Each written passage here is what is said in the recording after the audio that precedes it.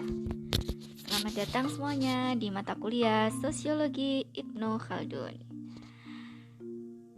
Di mata kuliah ini kalian akan bersama dengan Bu UI selama 1 semester. Pada pertemuan perdana ini, insya Allah nanti kita akan berkenalan dengan mata kuliah Sosiologi Ibnu Khaldun. Nah, mungkin kalian gak asing ya dengan Ibnu Khaldun karena di sosiologi klasik Bu UI kira pasti sudah dibahas kilas ya. Nah, siapakah Ibnu Khaldun itu? Sambil sedikit merefresh di teori sosiologi klasik ya. Jadi Ibnu Khaldun ini merupakan ilmuwan yang hidup di abad pertengahan. Sebelum dia mendedikasikan dirinya sebagai seorang ilmuwan, Ibnu Khaldun merupakan seorang politisi dan hakim dari mazhab Maliki. Karirnya sebagai seorang politisi dan sebagai hakim pada akhirnya sangat mempengaruhi corak pemikirannya. Salah satu karyanya yang paling fenomenal adalah Muqaddimah. Nah, kalian pasti udah tahu ya kitab Ibnu Khaldun yang berjudul Muqaddimah ini. Bu UI akan coba sedikit singgung ya tentang buku ini. Kenapa? Karena insya Allah selama 1 semester ini kuliah kita nanti gak akan jauh-jauh dari buku ini ya. Jadi Muqaddimah ini ditulis oleh Ibnu Khaldun sebagai pendahuluan dari kitab yang dia beri judul Al-Ibar ya. Kitab Al-Ibar ini merupakan kitab yang dia buat dalam bentuk 7 jilid. Nah, sedangkan Muqaddimah yang biasa kita temui ya itu merupakan bagian dari pendahuluan dari kitab tersebut. Namun ternyata justru Muqaddimah inilah yang lebih banyak mendapat perhatian besar dari para ilmuwan, khususnya adalah ilmuwan-ilmuwan barat ya. Nah, kalian bisa dapat buku ini di berbagai macam toko ya. Kalau di internet ya mungkin ada, tapi sepertinya baru tersedia dalam bahasa Arab ya kalau nggak salah. Nah, apa saja isi dari Muqaddimah itu? Muqaddimah terdiri dari 6 bab ya. Di kitabnya itu ada 6 bab yang menjelaskan tentang pemikiran Ibnu Khaldun, seperti misalnya ilmu pengetahuan, peradaban, masyarakat desa kota, teori-teori ekonomi Ibnu Khaldun, kemudian kekuasaan, pandangan-pandangan beliau tentang organisasi keagamaan, dan sebagainya. Nah, selanjutnya, meski banyak yang menempatkan Ibnu Khaldun sebagai seorang filosof dibandingkan sosiolog, namun pokok-pokok pemikiran Ibnu Khaldun ini sudah dapat disebut sebagai teori. Nah, semoga kalian masih ingat ya mata kuliah Bu UI dulu di metodologi penelitian sosial, di mana di situ ya di MPS, di mata kuliah MPS kita belajar tentang bagaimana membangun teori, apa saja karakteristik teori, apa saja fungsi-fungsi teori, sehingga teori-teori Ibnu Khaldun ini sebetulnya sudah dapat kita terapkan dalam rangka apa? Untuk memahami fenomena sosial yang terjadi di sekitar kita. Nah, hanya saja masih sedikit upaya ilmuwan dan mahasiswa untuk menggunakan teori-teori Ibnu Khaldun sebagai alat analisis atau alat penjelas dari fenomena sosial yang berkembang di masyarakat. Kenapa? Bu UI akan mengutip salah satu pendapat dari Syed Farid Alatas. Dia adalah sosiolog dari NUS dari Singapura yang dia sangat concern terhadap pemikiran Ibnu Khaldun. Nah, Syed Farid Alatas mengatakan bahwa habit sosiologi itu masih berfokus kepada tokoh-tokoh besar sosiolog dari barat ya, seperti misalnya Max Weber, Karl Marx, kemudian Emil Durkheim. Kemudian kalau di teori sosiologi modern kita mengenal Peter L. Berger, kita mengenal Herbert Mead atau Jürgen Habermas atau Anthony Giddens, yaitu tokoh-tokoh yang di sosiologi bahkan mungkin di luar kajian ilmu sosiologi sangat terkenal teori-teorinya dan sering digunakan oleh mahasiswa perguruan tinggi dan kalangan sosiolog untuk membaca fenomena-fenomena sosial. Nah, bagaimana dengan pemikiran Ibnu Khaldun? Jarang sekali yang mengambil teori-teori Ibnu Khaldun ini ya. Bahkan meskipun Ibnu Khaldun ini sangat terkenal di kalangan ilmuwan-ilmuwan barat. Kalau di ilmuwan Islam atau di kalangan Muslim atau mungkin di UIN khususnya ya, pemikiran IKA ini atau pemikiran Ibnu Khaldun ini hanya berkembang sebagai bahan kajian di beberapa departemen seperti filsafat atau kajian sejarah.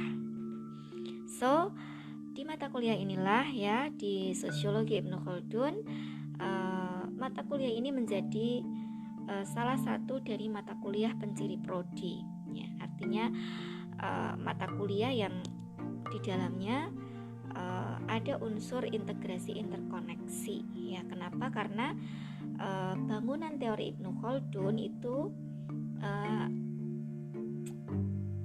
di antaranya mencakup ada aspek sosial, politik, ekonomi yang Ibnu Khaldun membangunnya ya, membangun teori tersebut itu berasal dari pendalamannya yang sangat kritis dan sangat sangat mendalam ya terhadap masyarakat Islam, khususnya saat itu dalam konteks tempat di mana dia hidup di Afrika, Mesir dan Andalusia. Nah,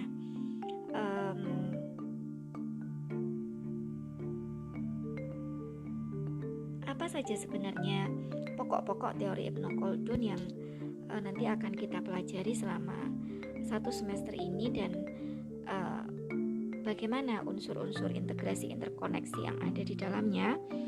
Nah, pertama mungkin kita akan coba flashback dulu ke belakang ya, nanti di pertemuan selanjutnya ke Islamic history terlebih dahulu, beberapa pemikir-pemikir sosial dalam Islam yang Bu yakin kalian masih ingat ya tentang PSDI, mata kuliah pemikiran sosial dalam Islam, di mana di situ dibahas secara mendalam, secara global, secara mendalam ya, tentang pemikiran sosial yang dicetuskan oleh Al-Farabi, ada Al-Ghazali juga ya, ada Ibnu Sina, beberapa tokoh-tokoh lain yang hidup dan berkembang sebelum Ibnu Khaldun.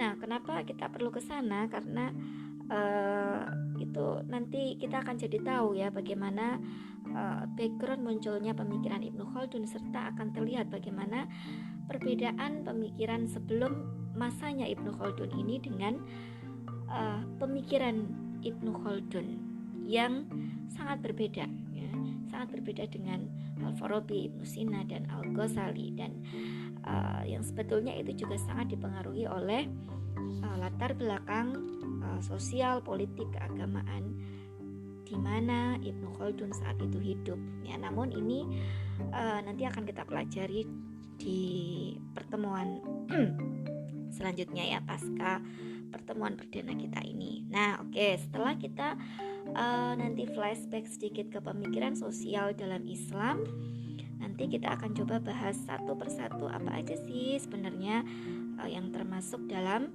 teori-teori Ibnu Khaldun. Di pertemuan ketiga kita akan membicarakan tentang metodologi ilmu pengetahuan sosial yang dibangun oleh Ibnu Khaldun dan digunakan oleh Ibnu Khaldun, atau kalau dalam bahasa filsafat ilmu seringkali kita sebut dengan epistemologi ya. Jadi nanti di pertemuan ketiga ya, insya Allah kita akan sedikit mengenal epistemologi Ibnu Khaldun. Nah, pada intinya Ibnu Khaldun ini ya sangat terkenal di dunia barat, namun jarang sekali ya, tadi Bu Ui bilang jarang sekali teoritisi timur atau bahkan sosiolog Islam yang menggunakan teori-teorinya Ibnu Khaldun untuk menganalisis fenomena sosial. Nah, Ibnu Khaldun ini menjadi sangat terkenal di barat. Kenapa? Karena salah satunya adalah karena metodologinya tersebut ya. Abad pertengahan ya, ketika masa dia hidup ya, dia menggunakan metode rasional empiris untuk membangun teori-teorinya yang kemudian dengan teorinya ini ya, hasil abstraksinya ini ia gunakan untuk menjelaskan kenapa kok ada fenomena tertentu, atau misalnya kenapa kok ada siklus, kenapa kok peradaban itu sifatnya adalah siklus, sejarah itu sifatnya siklus misalnya ya. Nah itu teori tersebut ia bangun dengan menggunakan pendekatan rasional empiris yang pada abad pencerahan ya, pendekatan rasional empiris ini baru muncul ya. Kita tahu misalnya ada Auguste Comte, ada Francis Bacon ya, dan sebagainya, yang mereka menggunakan metodologi sama dengan Ibnu Khaldun, rasional dan empiris. Nah, kemudian setelah itu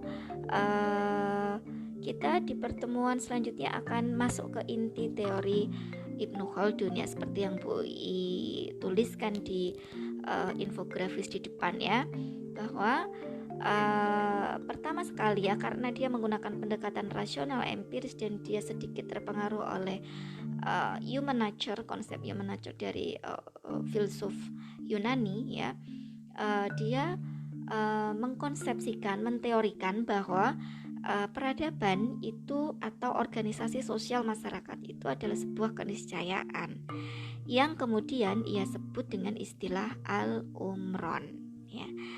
Al-umron ini muncul lagi-lagi karena prinsip human nature-nya, dan dari al-umron ini nanti akan eksis atau tidaknya sebuah peradaban itu akan sangat bergantung kepada asobia. Nah, apa itu asobia? Asobia adalah semacam group feeling, perasaan segrup ya, atau seringkali banyak yang mendefinisikannya sebagai solidaritas sosial. Nah, al-umron ini akan eksis sangat bergantung kepada asobiah dan al-mulk. Nah, apa itu asobiah dan al-mulk? Nanti kita akan pelajari di pertemuan keempat dan kelima. Terus setelah itu Ibnu Khaldun juga membagi masyarakat ke dalam dua tipe. Yang pertama adalah masyarakat Badawi dan yang kedua adalah masyarakat Hadoroh, yang kalau dalam konsep sosiologis kita kenal dengan istilah desa dan kota. Apa saja ciri-cirinya dan apa saja hubungannya dengan asobia dan al-mulk ya, nanti itu juga akan kita bahas di pertemuan ke-5 dan ke-6.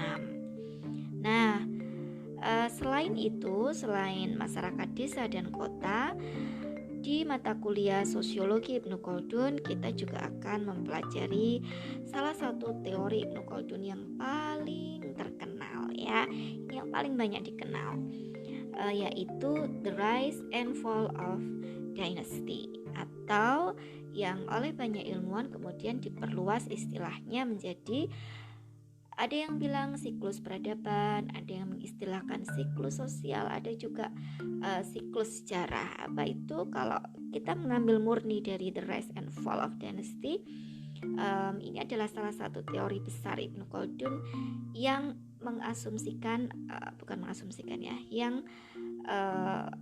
menteorikan jatuh bangunnya suatu negara itu karena apa, dan faktor-faktornya itu apa saja. Nah, seperti apa itu ya teori siklus, nanti kita akan gali lebih dalam di pertemuan yang ke 7 atau 7 dan 8.